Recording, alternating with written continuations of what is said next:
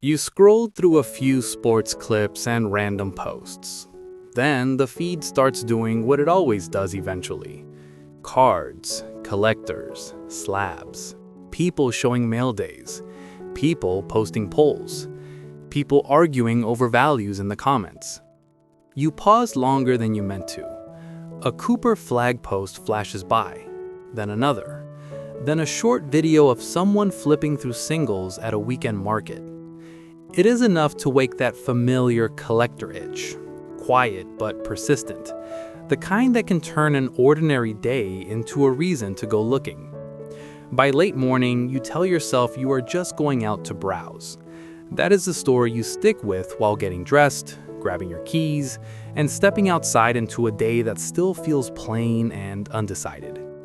You are not hunting anything specific. You are not chasing a grail. You are not promising yourself a big buy.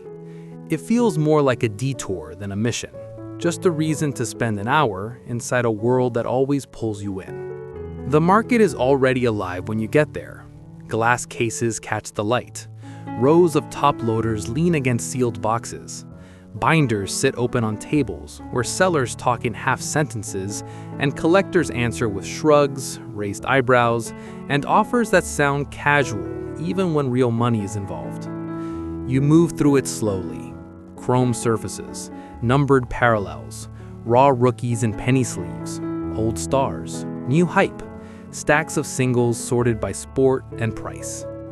Somebody is negotiating over a slab 2 tables away. Somebody else is filming a clip for social media. It all feels familiar, noisy in a way that settles you. You stop at a few tables and flip through cards without urgency. Some are nice, some are clean, some are the kind you appreciate for a second and forget by the time you reach the next row. A couple of sellers try to pull you in with prices or stories, but nothing lands. The trip starts taking on that flat shape of an average visit, the kind you will barely remember by tonight. You are half prepared to leave with nothing more than a look. Then one table slows you down. It is not flashy. If anything, it looks calmer than the others. The cards are arranged neatly, not aggressively, and there is enough order to make you believe the person behind it knows exactly what is sitting in front of him. You step closer and start flipping through a stack of modern basketball singles. At first, it is just another stack. Then your thumb stops.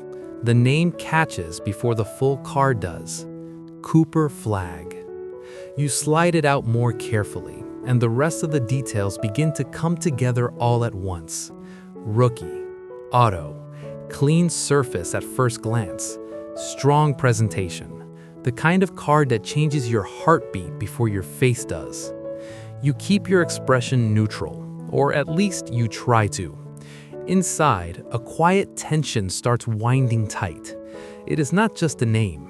It's that instant recognition that this is not just another nice card sitting in a random stack. You ask to see it more closely, keeping your voice level. The seller hands it over without ceremony, and somehow that makes it feel even bigger. You tilt it under the light. Edges, corners, centering, surface. You tell yourself to slow down, to inspect instead of react. Your mind is already moving faster than your hands. You ask a couple of casual questions, the kind meant to sound like mild interest instead of real intent. The seller answers simply, which helps you think. When the price comes, you do the only smart thing you can do in that moment. You keep acting normal. You ask one more question. You look again. Then, you make a small counter, because that is what normal buyers do, and normal is the safest disguise you have left. The seller thinks, shrugs, and nods. Just like that, the deal is done. The second the card becomes yours, the whole day changes shape. You slide it carefully away and thank him in a voice that sounds calmer than you feel. Then you step back into the aisle with that collector sensation that is half excitement, half fear. Now that the card belongs to you, every careless movement in the room feels dangerous. Every bump, every turn, every second. You check it again while walking, then stop yourself, then check it again anyway. The ordinary rhythm of the day is gone. In its place is a single question, growing larger with every minute. How big is this, really? You sit in your car with the doors closed and the noise of the market reduced to a distant blur. You place the card down carefully and look at it in better light. The auto feels more serious. The rookie aura feels heavier. It's one thing to notice a card at a table. It is another to sit alone with it and realize it still looks important, even after the adrenaline should have faded. Instead, the feeling deepens. You take out your phone, wipe the lens, and set up a few careful photos. Front, slight angle, close-up on the signature, another in cleaner light. Then you post it in a collector group and on your story with a simple question. Thoughts on this?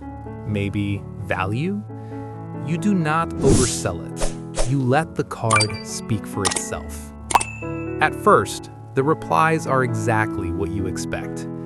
Nice card, big pull, clean copy. Then the tone shifts.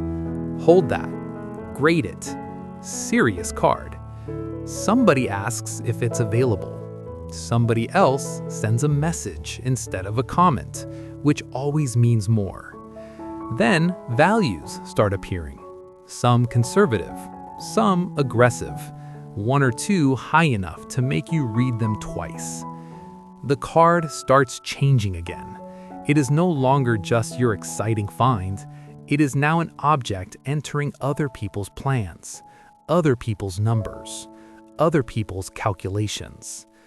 By evening, you take it to a trusted shop owner who has seen enough cards not to fake a reaction. He looks at it, says almost nothing, and reaches for better light. That silence tells you more than quick hype ever could. He studies the surface, turns it once, then hands it back carefully. That's a real one, he says. Even that feels understated. On the way home, the offers are still coming in. Grade it, sell now, hold long term, keep it as your grail. Your phone keeps lighting up, but none of the opinions make the decision easier. At a red light, the whole day replays itself. The stopped thumb, the quiet table, the moment everything changed.